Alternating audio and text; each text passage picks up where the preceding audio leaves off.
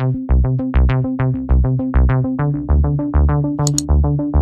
right, so hello, Leo listeners. I'm here with a very special guest for this new year, Olly Richards from I Will Teach You a Language, who is British like me, and he speaks 8 languages, is it, at this point? 8? More than 8? I say eight. In reality, it's very difficult to to give a number because you know what it's like with languages. When you have more than a few languages to keep up, you have some that you have seasons. Then you have like some languages that you're using a lot, some that you're using less. I've studied 10. Right. I speak 5 fairly regularly, and then the others are always in a kind of state of flux. Okay. Which ones are the strongest, would you say? So ones I use most often would be Spanish, Portuguese, Japanese, Cantonese, and then French occasionally. And then the languages that I've studied in the last couple of years have been German and Thai, Okay. but not to a particularly not to a particularly high level. And then I've also got a smattering of Italian and Arabic, and I think something else that I've forgotten. But anyway, yeah. Well, that's not a bad start, and yeah, It's enough for me. yeah, and it's impressive that in the list of kind of the top 4 or 5, you've got European languages and East Asian languages. So that's kind of cool to Yeah, and have. I actually feel that's quite an asset because as I'm sure you've seen, there tends to be a tendency among polyglots to learn a lot of languages from the same family. So you have people say, I speak 5 languages, and those languages are French, Italian, Spanish, Portuguese, and it's like, I mean, that's a fantastic achievement, obviously. But what I found personally is that when I've gone off and learned Asian languages, and then Arabic as well, it just adds a completely different dimension to the learning process because you don't have any of the shortcuts that you've got from the cognates on the Romance languages. And obviously the grammar is totally different, pronunciation, tones, Chinese characters, things like that. So it's been very educational for me learning these languages because it's given me a totally different perspective on the learning process. Yeah, I can imagine. Yeah, having learned mostly Romance languages because I speak French and I've learned Spanish and yeah, those languages feel comfortable to me, and I feel like I'd like to add Italian, and I'd really like to find somebody who's like, right, if you already speak another Romance languages, here is super accelerated Italian for you because you've already got that kind of head start. Yeah. I don't know if that exists, but anyway, or maybe that's a bit pretentious to think that I could really learn another Romance language I so think you quickly. absolutely could. I mean, I mean, when I Portuguese was my 4th Romance language, and I learned it pretty quickly, really, because I had it's very similar to Spanish, and it's got Yeah. kind of elements of Italian and French as well. But I just basically just had language exchanges. I did conversation exchanges over and over, and then I went to Brazil a few times. I didn't do much formal study, and it wasn't quick. I mean, it took a good sort of 6 to 12 months, but I was pretty confident in Portuguese within that time frame. So I think for you with Italian, it's so similar to French. I think you Yeah. just got to go through a beginner's book so you understand the grammar, Yeah. and then read a ton. Yeah, Yeah, you'll be fine. get a lot of input. Okay, all right. Well, that's the language learning advice for me to today. So to come to the whole point of this, so obviously, people that are watching this, they're mostly learning English. Some people are learning other languages, though. And obviously, here at Leo Listening, we focus on listening. The clue is in the name. And so I've brought you on to talk about your conversations project, which the name is a bit misleading, isn't it? Or because it's about Well, listening, but through conversation, I guess. yeah, yeah. I mean, that's I don't know whether it's misleading or not, but it is. I mean, essentially, what it is conversations between people, and the reason that it exists is because most people like to. If you ask people what do you want to be able to understand? I mean, is it the news? Is it movies? Is it podcasts? And people say, yeah, sure, but what I really want to be able to understand are my friends or people talking. So that's why the material itself is based around conversations between people. There's no narrative. There's no, John walked into the bank and there's none of that. It's just dialogue. And so that's what it is. And of course, the main purpose of it is to improve listening skills. Great. Okay. Well, I'm so glad you said that. We're talking about conversation, because I mean that was my initial focus here, and it still is. But now I'm focusing more on the movie aspect. But I've always been interested in, how do we understand people when they're talking naturally, when they're talking fast? And there seems to be an obsession, especially when it comes to English learning, with like, well, you should just listen to TED Talks or podcasts. And podcasts, yes, often it is like real dialogue, although it can be difficult to access when it's a podcast with multiple native speakers. But the whole TED Talk argument, I can't understand it. And I did a podcast myself about why you shouldn't listen to TED Talks if you want to better understand native speakers, and it's been my most popular because people actually realized, yes, this isn't the same as somebody having a natural conversation. This is a presentation. It's not the same thing. Yeah, well, very few of the things that you actually find, recorded media in languages are natural conversations. I mean, movies aren't. Movies are highly scripted, obviously.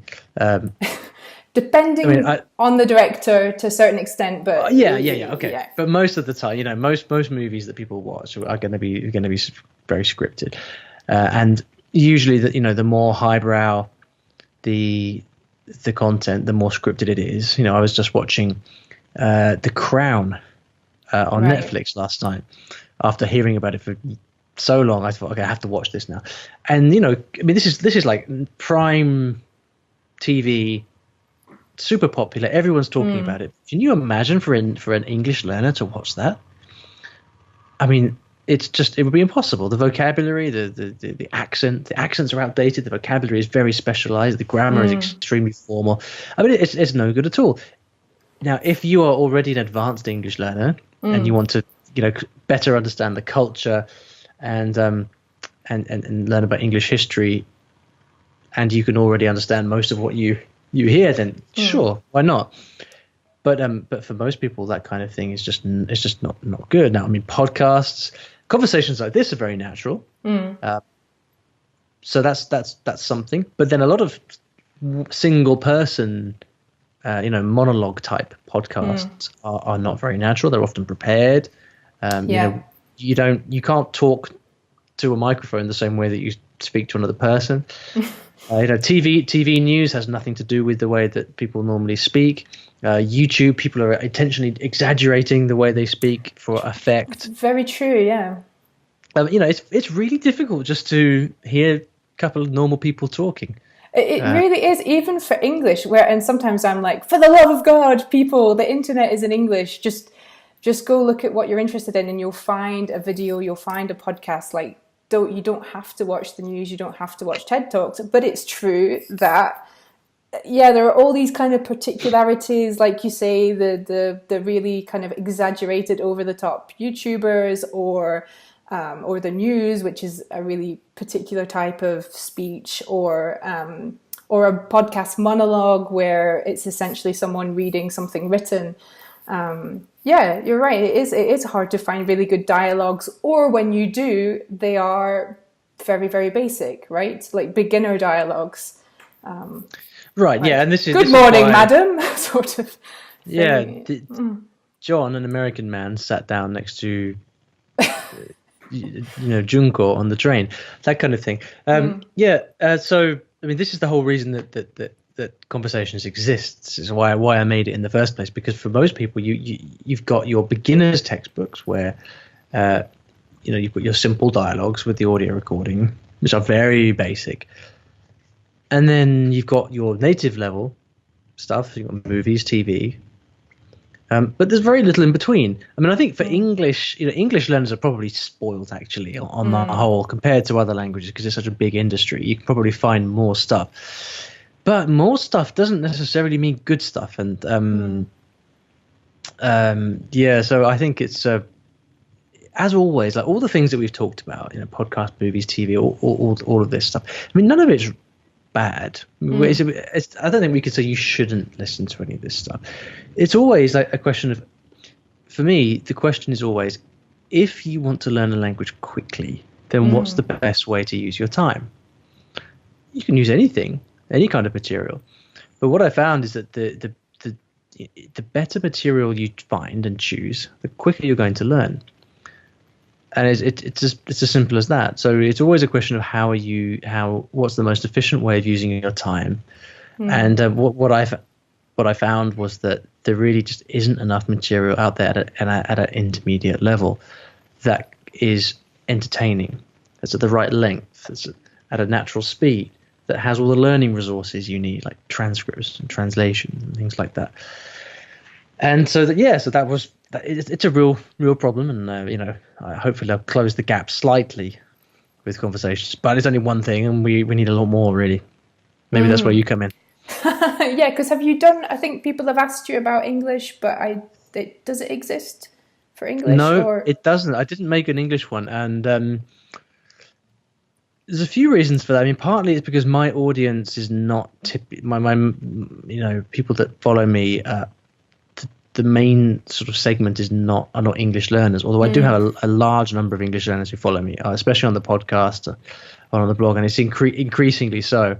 But my main aim is not to make material for English learners, although I think that's probably going to end up changing fairly soon. But the other reason was that as part of the material, I have translations. So if I make English conversations, in what language do I add the translation? Because you're saying, for now, for conversations, does it exist? Because you've got, which languages? You've got Cantonese, which was the first one, right? Yeah, that was a little bit, that was slightly separate, really. The Cantonese one is just impromptu, natural conversations between real people. The main one now is in French, Spanish, Italian, German, Japanese, and Chinese. Okay.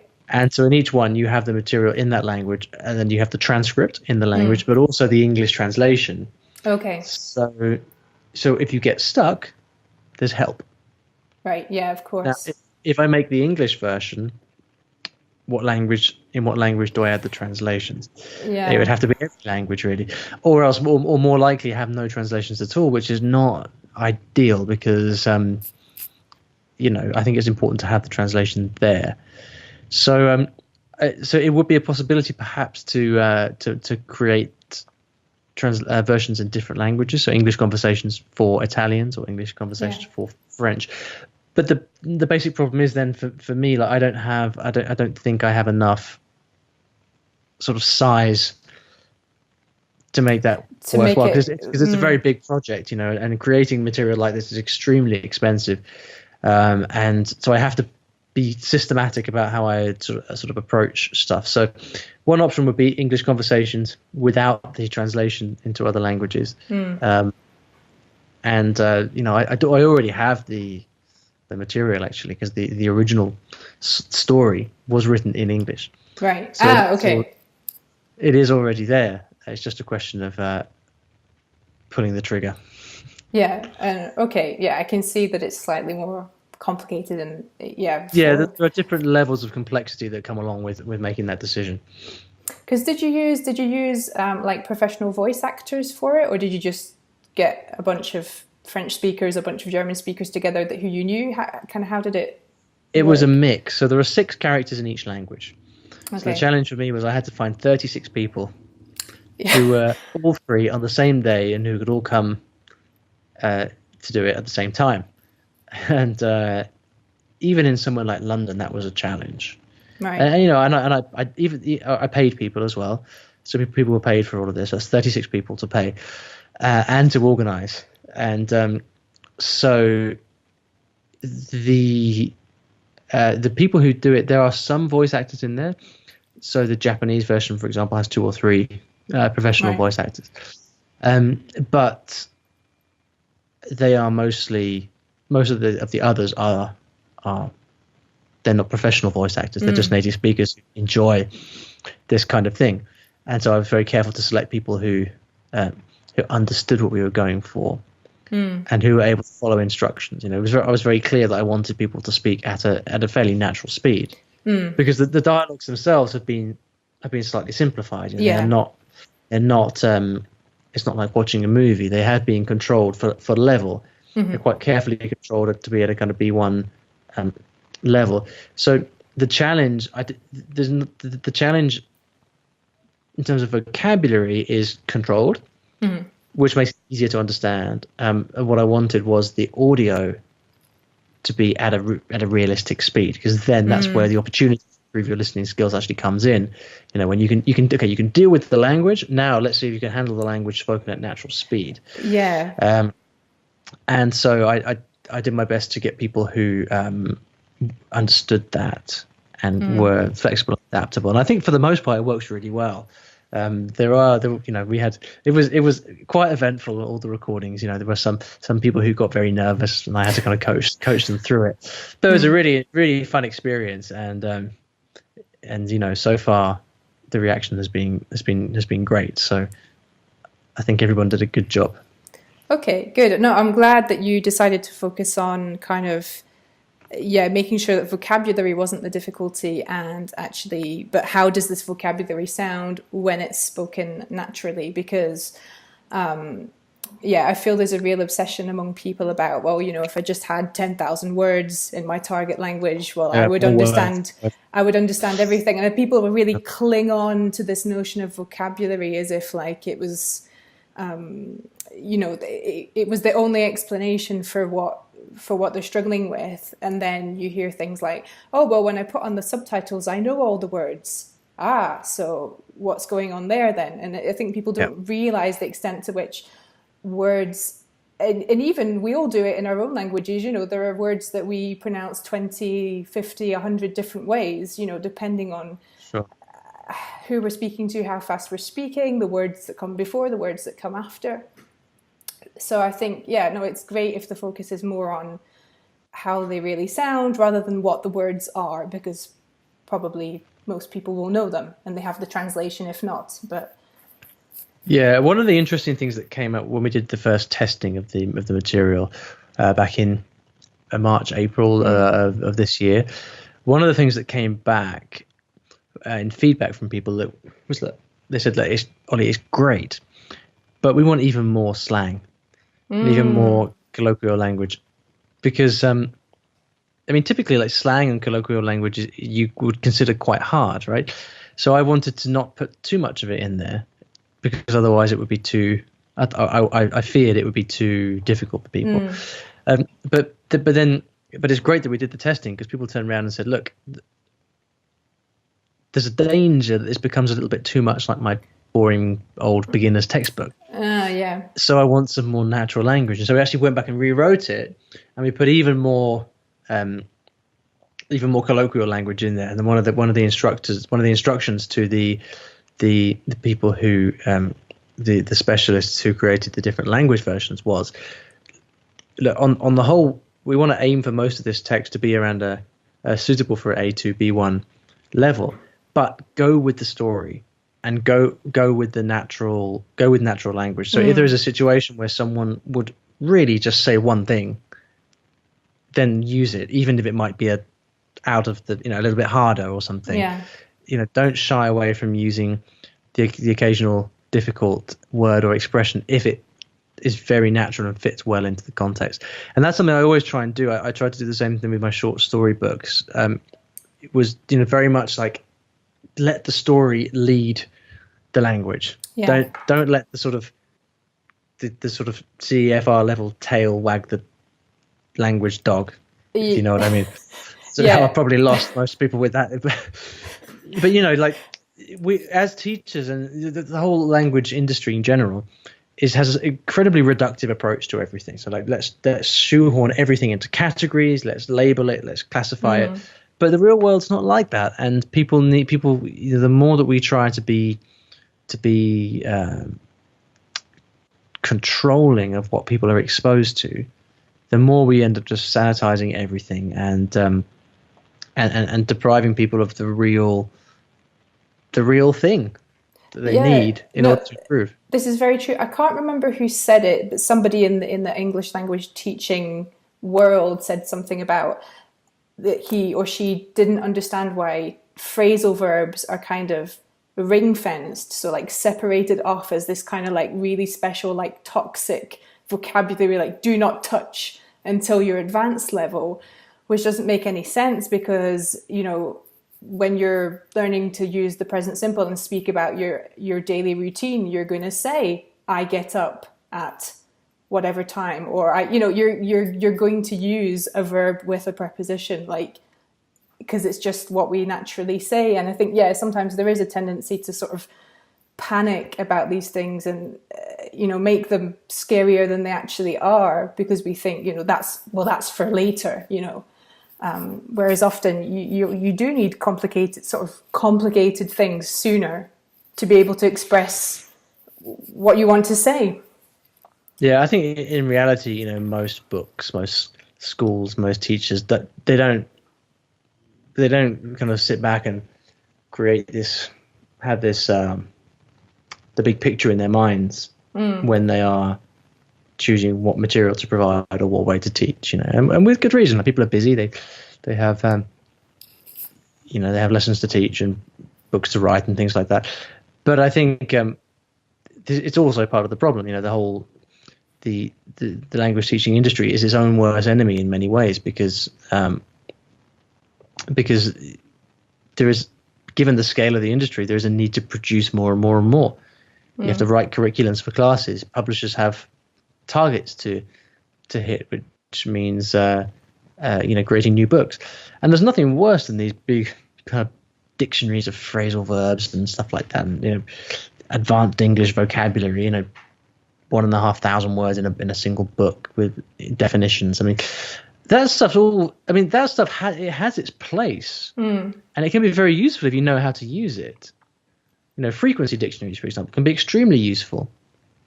But the trouble is that most people aren't educated about how to use these books, and so you get people saying, behaving exactly the way that you described earlier, which was to say, okay, I don't understand. I'm learning Spanish. I don't understand movies when I watch them. Therefore, my problem is vocabulary. Therefore, I just need to learn as many words as possible. And they go and buy a book of advanced Spanish vocabulary and try to commit every word to memory, which is just a very, very unhelpful and short-sighted way of doing it. And that's why people end up with hundreds of books on their shelves, because they don't work. So they go and buy the next thing and look for the next thing. And really, I think the only way, the big thing that's missing in the language learning world is material that takes a really kind of holistic view and says that, yes, vocabulary is important, but so is listening, so is exposure to natural grammar, so is conversation, so is story, narrative, all these things. These are all important. And so, I really think it's important to create material that gives students that holistic experience of listening to the language. And kind of zooming out a bit and getting the bird's eye view of it. Yeah. Okay. Yeah, I can get behind that. Okay.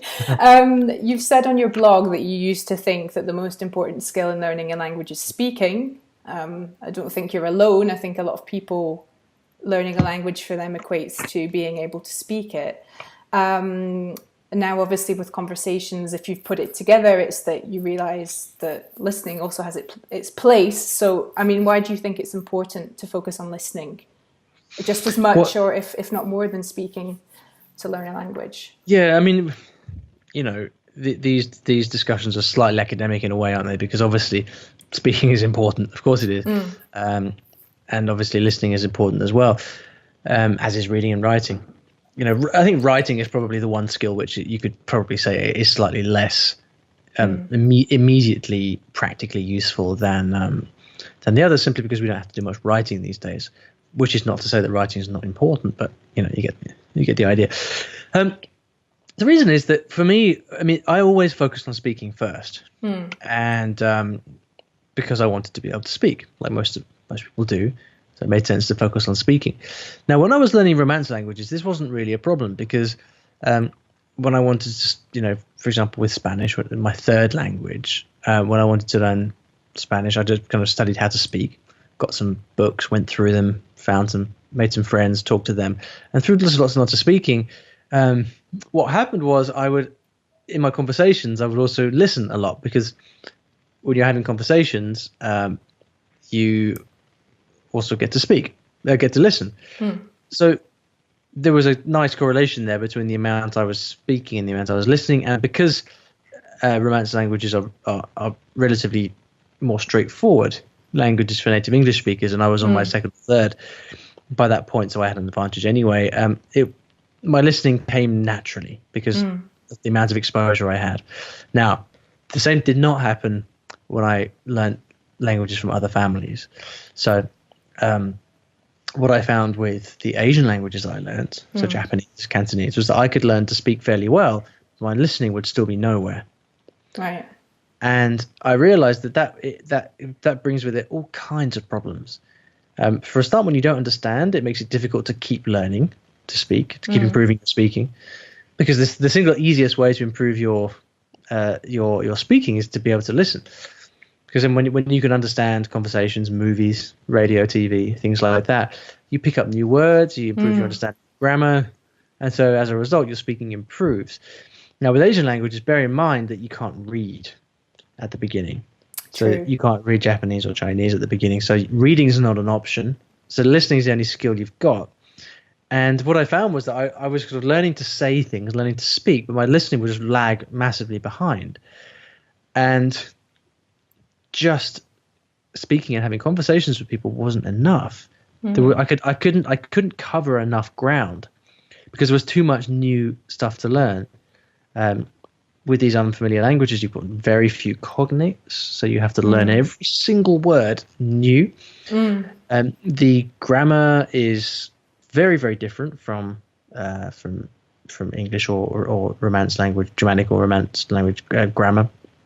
So it takes a lot longer to get used to, and you can only get used to grammar by listening to it or reading it, not by speaking. So you've got all these big obstacles with Asian languages, and I found that my listening just lagged massively behind.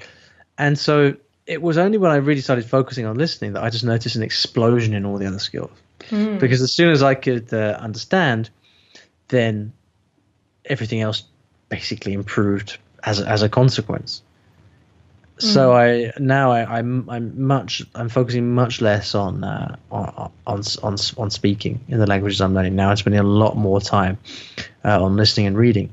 My current project is to learn Chinese characters. I tried it last year, gave up, and then started again this year. And I'm sort of committed to seeing it through this time, however long it takes. But already I've just noticed that from being able to read Chinese characters, my knowledge of Chinese, I mean, in my case it's Cantonese, but the writing is the same. It's just growing exponentially because I can just read so much more, and I can see things on the page and form connections that I couldn't form before. And it's also improving my listening because there's all these connections that are being formed. And so the reason that I understand now how important it is because I've had the experience of not being able to understand and just having seen just what it looks like when you can't understand. Yeah, no, that must be tough for Asian languages. I mean, I don't speak any, but we've been to Japan and we learned a few basic expressions. But I absolutely love, like if we're watching a Japanese cartoon, just listening for the handful of expressions that I know.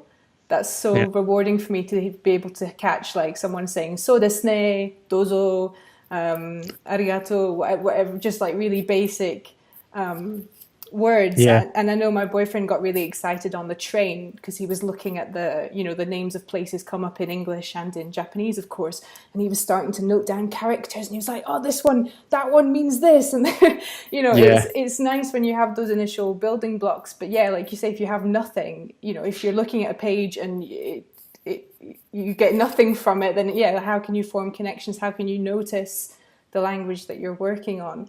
Yeah, it seems like listening is the main way in initially. Yeah, I mean, the challenge with Asian languages is that, and it's a big generalization because obviously there are many Asian languages and Yes.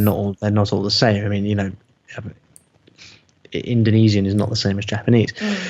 But the thing is that they start hard and they get harder. So like, Great. whereas with Romance languages, typically they start, they're hard at the beginning with all this funny grammar and verb declinations and conjugations and stuff. But then they pretty much get easier.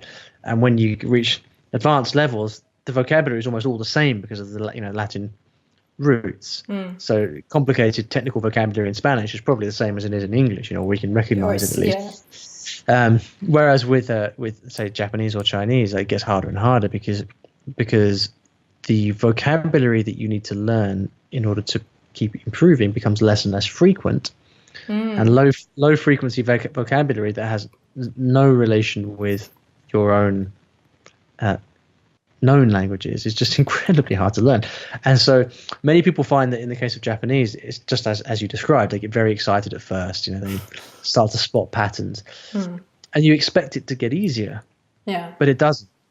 And so you have to kind of keep that motivation up for a very long time. And then there comes a point where, as Steve Kaufman says, the fog begins to lift, and you've got a large enough web of known things to then start to understand that, and then it gets easier. But that takes a long time to come. In the case of Japanese, I can imagine. Right, so that people can take away something really concrete. And hopefully you're going to agree with me on some of these. What techniques have worked the best for you in terms of listening? Because I imagine that you weren't just listening.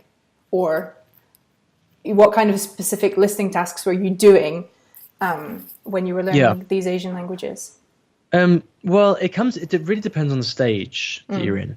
So, I mean, are we talking a specific stage here? Would you like to be more specific, or just more in general? Well, yeah, or maybe like take me through the stages. Like, what did you do when you were a beginner compared to intermediate?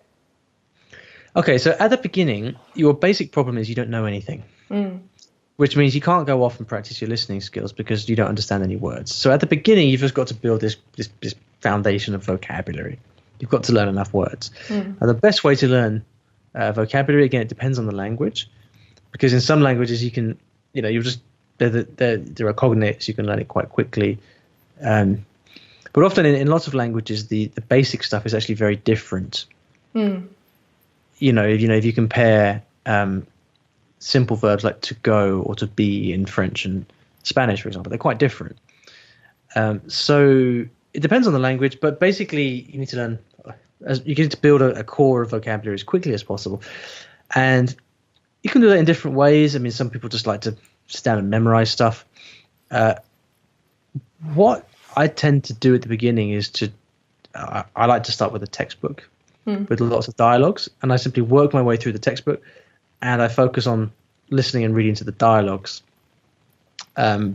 because that's the language there. It's written, it's spoken. You get to listen to the pronunciation, and then I maybe look at the grammar notes and things like that. And what typically happens is that after you've been through the whole book and you've listened to all the dialogues lots of times, all the really important words you will have learned by that point, because just naturally, because they're coming up over and over again.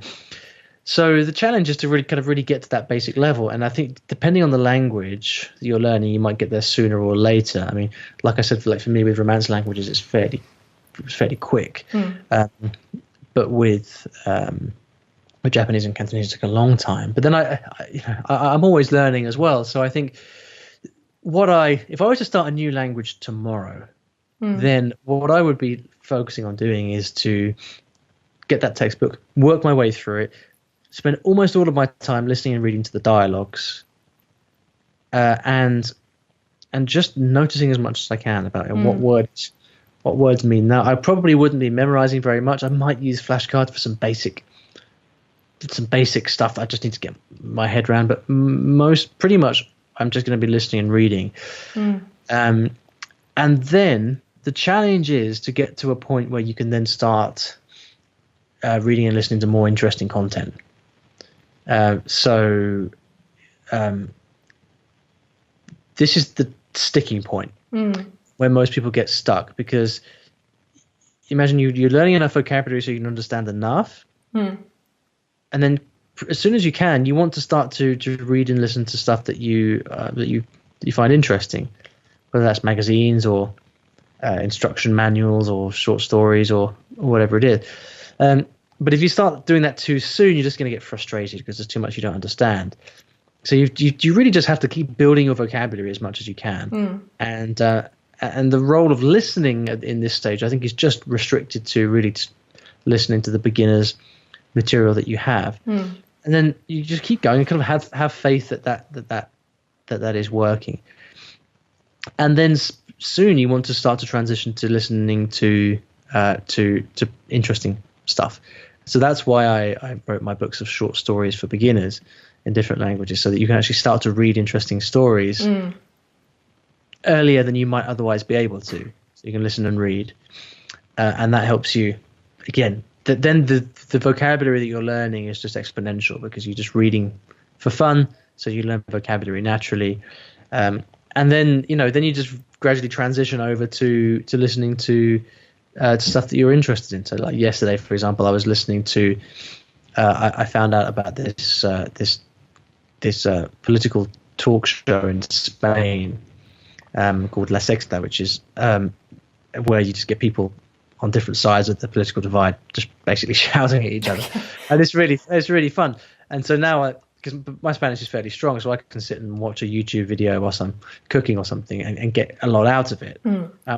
But the challenge is to get to that level, and so the main challenge then is when you're ready, when you've finished your beginner's textbook, then you've got to find material that you can listen to, and that has the transcript. So you can listen, and then when you don't understand something, you can read it, look up the word, look at the translation, see what it means, and then okay, that's what that is. Then go back and you listen some more and listen over and over and over. And because the material starts to get hard at that point, typically you will, you find a resource and you have to listen to it many, many times. I'd often listen to a dialogue, 5, 10, 20 times. Gets easier every time, but then by the time you've done that, you really know the contents quite well, and you've got that vocabulary then. And then really it's just a question of doing that over and over and over. But listening is only really made possible by having the transcript there, so you have some help.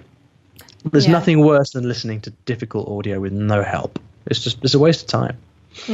Thank you for saying that, because some people still persist in just volume. And I'm not necessarily against it, and I do think you need to have a balance between what you're doing passively and then when you're working more actively, doing things like dictations or actively working on your pronunciation.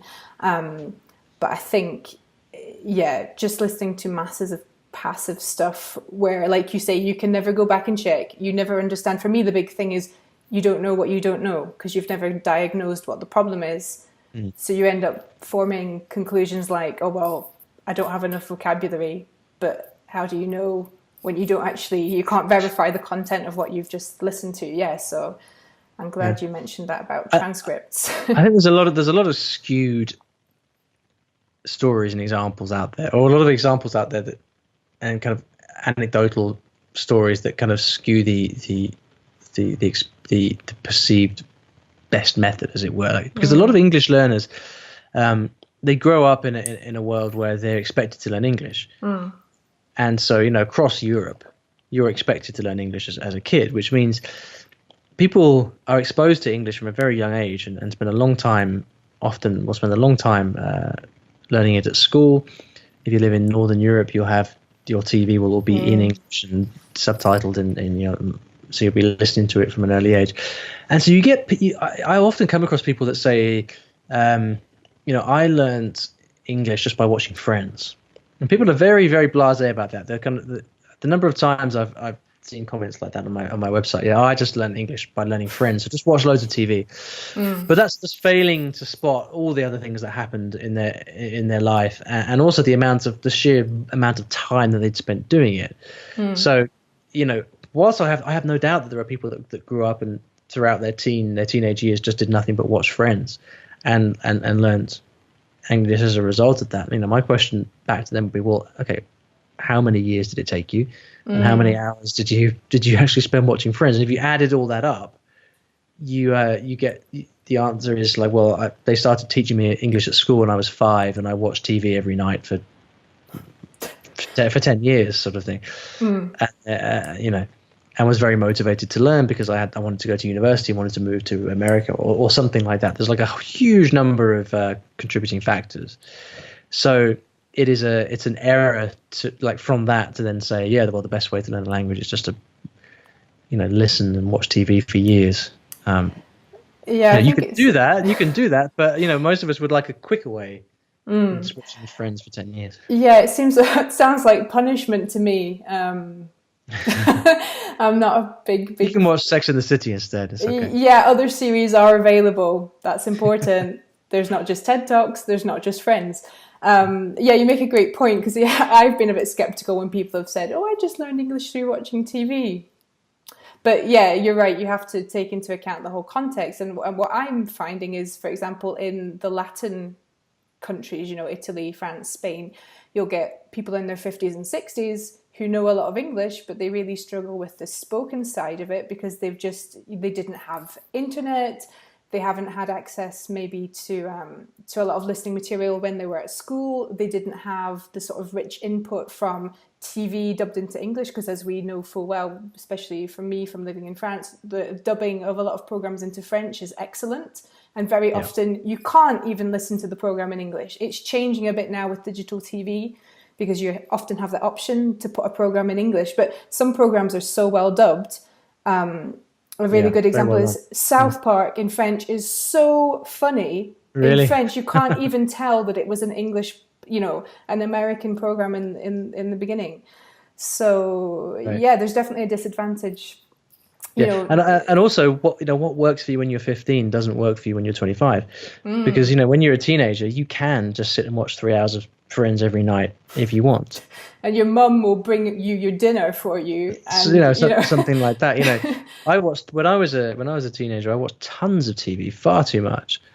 I imagine kids still do the same things nowadays, but when you're out in the real world working and with a family and a job to hold down, you can't just sit and watch Friends for 3 hours every night.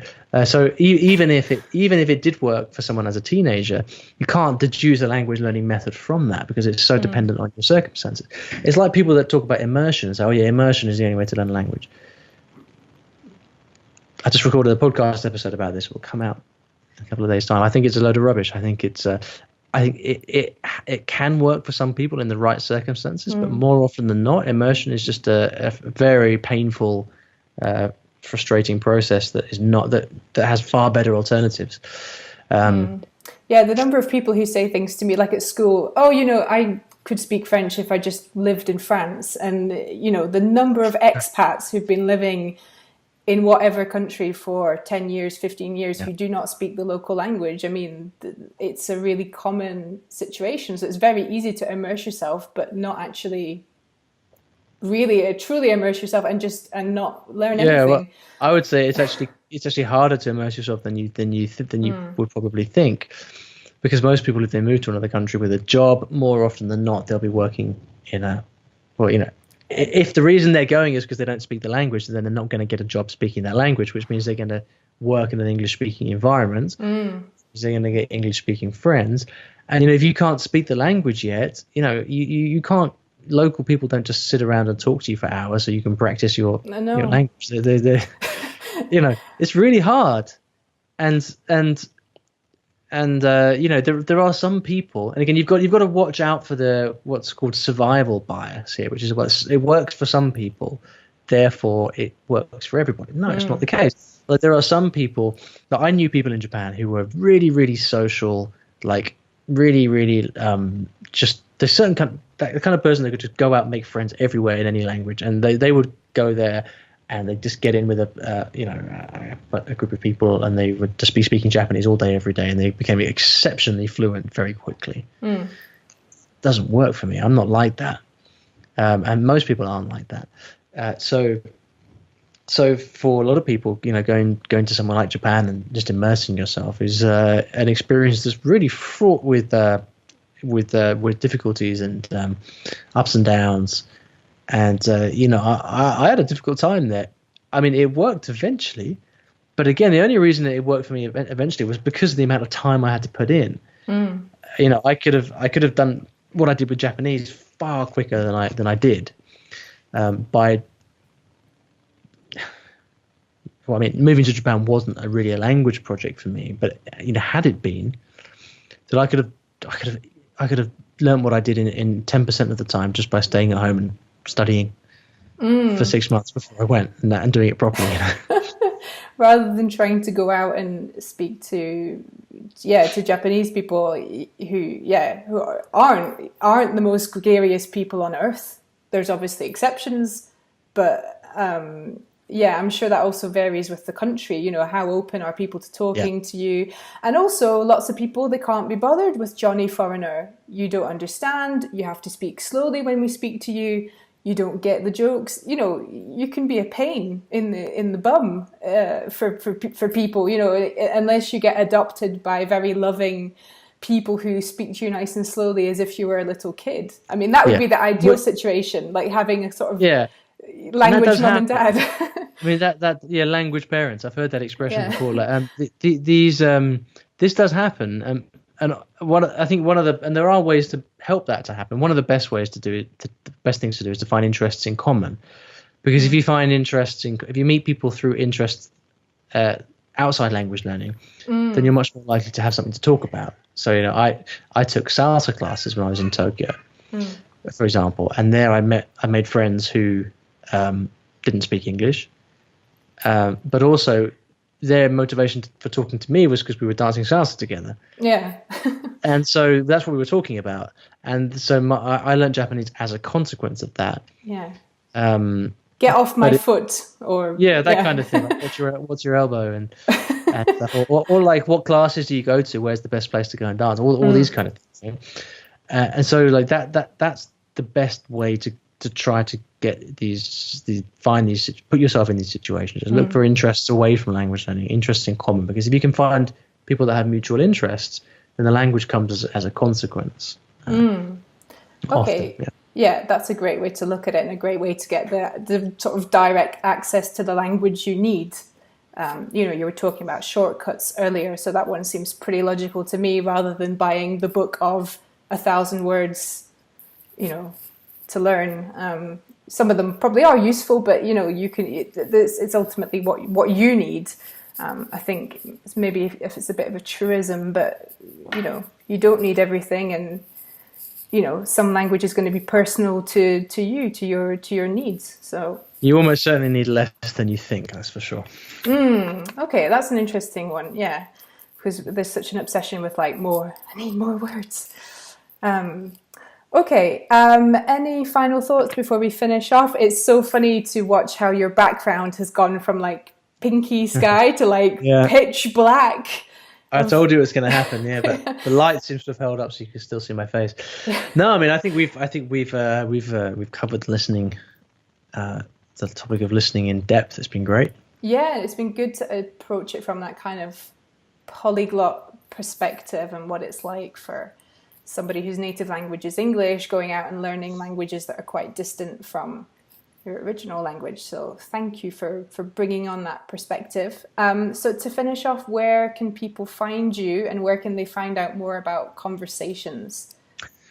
Yeah, so if you like podcasts, then look for the I Will Teach You a Language podcast. It's on iTunes and all the usual places. You can also search YouTube for my video channel, my YouTube channel. I have a blog as well with tons of articles.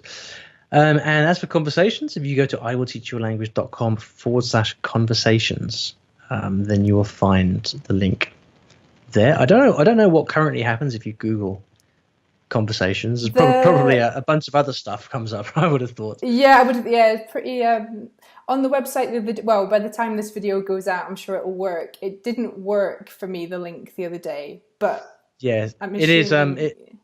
for most people that will be listening to this in the future, it will be open and available. So yeah, the thing to do will be to go to iwillteachyoulanguage.com, browse through to the language that you're learning, and there'll be links there to conversations. Okay, cool. I'm sure everyone will rush off and do that. All right. Thanks very much, Olly. See you. Thank you very much. It's been a pleasure.